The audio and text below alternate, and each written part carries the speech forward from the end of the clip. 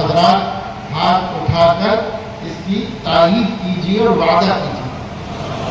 اللہ تعالی ہم سب کو توفیق عطا فرمائے، آمین و آخر دعوانا۔ امام الانبیاء صلی اللہ علیہ وسلم اور ان کے رفیق غار سیدنا ابو بکر صدیق رضی اللہ تعالی عنہ کی حفاظت کے لیے اللہ تعالیٰ اپنی عظیم اور بڑی بڑی طاقتور مخلوق کا استعمال کرنے کے بجائے ایک مکڑی اور اس کے کمزور ترین جالے سے اللہ نے ان کی حفاظت کی۔ کیوں کی؟ تاکہ وہ ہم لوگوں کے لیے نمونہ عبرت اور سبق ہو جائے۔ حضرت کی اس مثال کو سامنے رکھ کر میں اپنے سے اور آپ لوگوں سے یہ کہنا چاہتا ہوں کہ ہمیں اللہ نے مکڑی سے کہیں زیادہ طاقتور بنایا ہے اور اس کے جالے کی تدبیر سے کہیں زیادہ مدبر بنایا ہے۔